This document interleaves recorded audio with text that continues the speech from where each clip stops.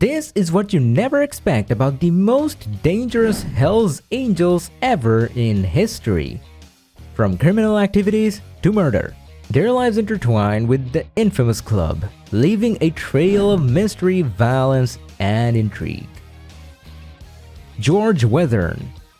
George "Baby Huey" Wethern, the former vice president of Hells Angels' Oakland chapter, had a close bond with President Sonny Barger. He left the club in 1970 but remained in contact with some members. However, in a shocking turn of events, 3 bodies were discovered on his Ukiah, California property. Speculation arose that the club owned the site as a secret burial ground. Among the victims were 2 Hells Angels prospects who sought to overthrow the organization. While Wethern wasn't directly implicated in the murders, he provided the ranch's keys to William Mitten, to whom he owed a debt.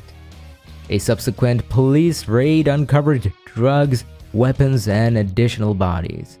In 1972, while in jail with his wife, Wethern tragically blinded himself by stabbing pencils into his eyes.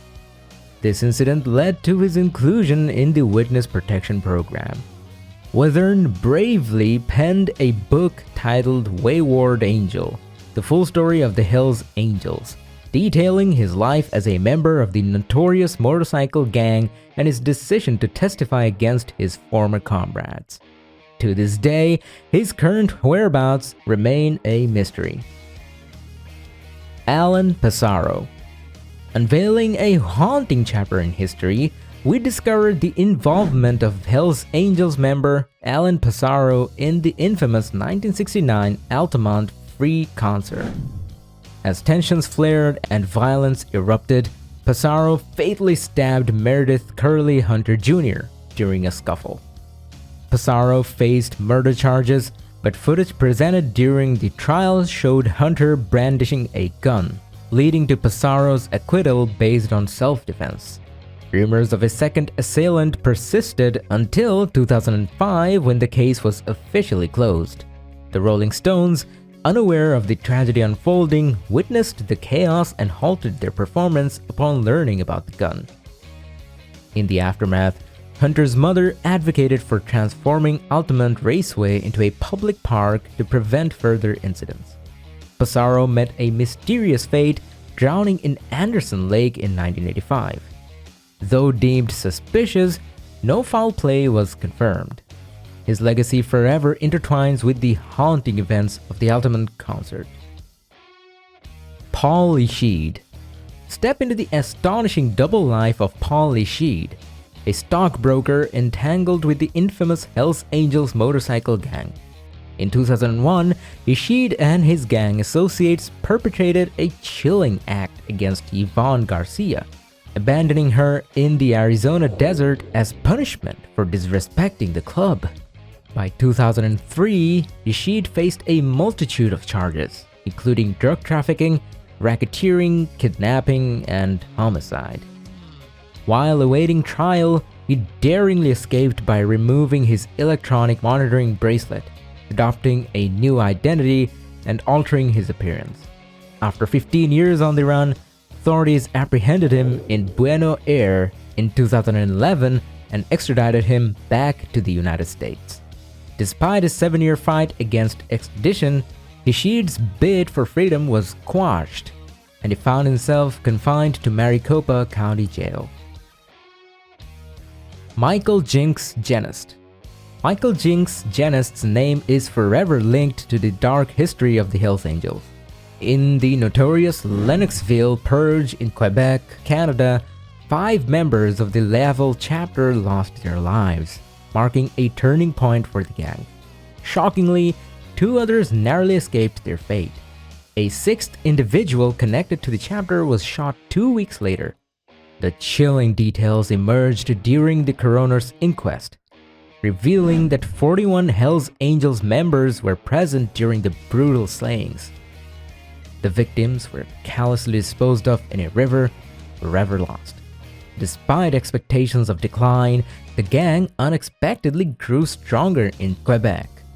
Genest, involved in the purge, served a life sentence for one of the killings and was granted full parole in 2010. He candidly admitted that the victim's life was taken for violating the gang's code and suspicious of being an informant. James Brandes. Few names within the Hells Angels struck fear like Jim Brandes. As vice president of the Oakland chapter, he was notorious for his involvement in drug trafficking and racketeering. In 1977, Brandes was arrested with a pound of narcotics and a cache of contraband.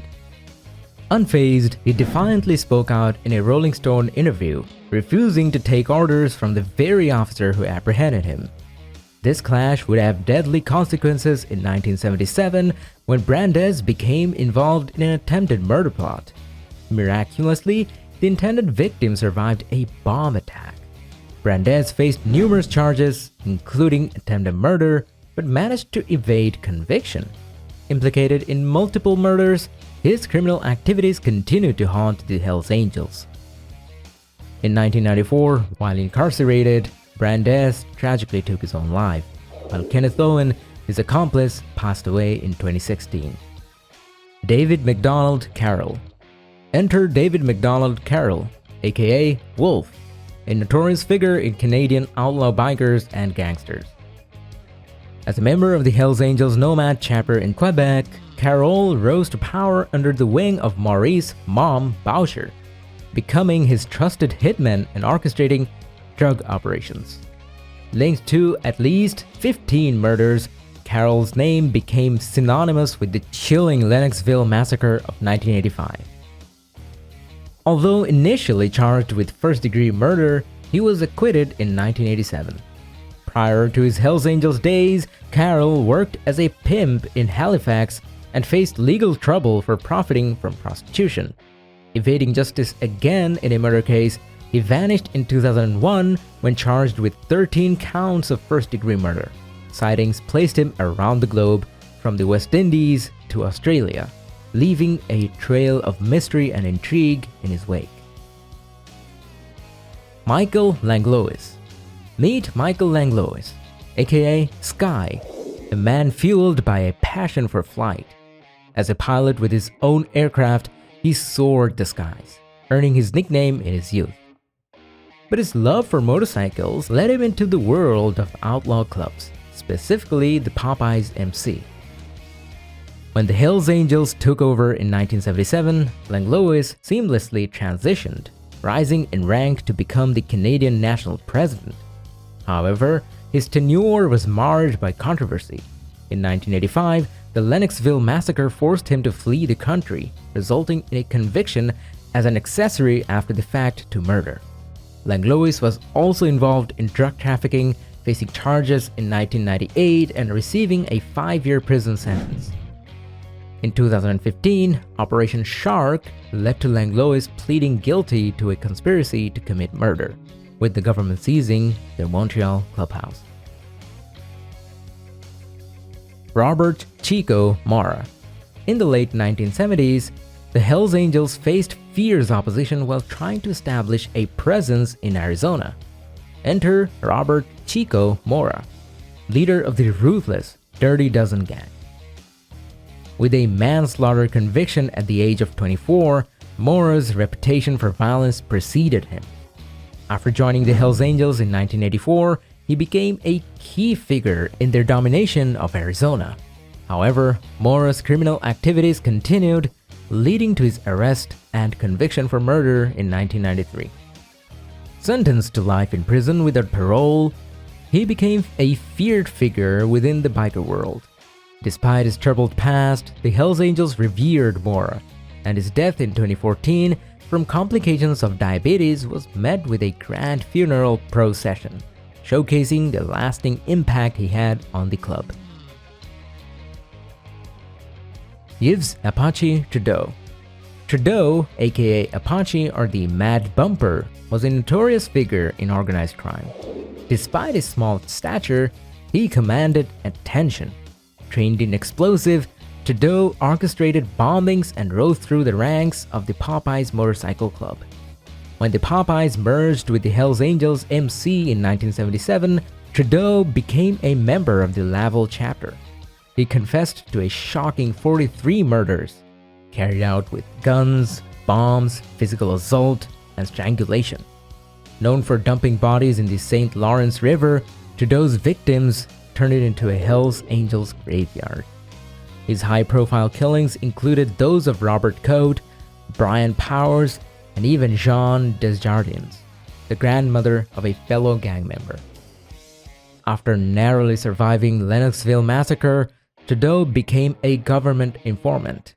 Despite parole, he was arrested for sexual assault in 2004 and later succumbed to cancer in 2008. Trudeau's dark legacy continues to fascinate and disturb. Maurice Boucher. Maurice "Mom" Boucher, the former leader of Hells Angels Motorcycle Club in Quebec, was a notorious Canadian criminal. His troubled past led him down a path of crime, engaging in armed robberies and break-ins to support his drug habit. Joining the white supremacist motorcycle gang known as the SS, he eventually became a prominent member of the Hells Angels Montreal chapter. Known for his violent tactics and involvement in the drug trade, Boucher formed a Nomads chapter to dominate Quebec's drug market, sparking a brutal war with rival biker gangs. Despite his reign of terror, Boucher was eventually found guilty of ordering murders and sentenced to life in prison in 2002. While incarcerated, he faced additional troubles, including expulsion from the Hells Angels and charges of attempted murder. Boucher passed away in 2022 from cancer while in prison. The captivating world of Hells Angels is filled with untold stories of perilous members, their criminal activities, and the haunting events they were involved in. From murder and violence to betrayal and tragedy, their legacy continues to fascinate and disturb to this day. Thank you for watching. If you enjoyed it, please like and subscribe for more videos. See you next time.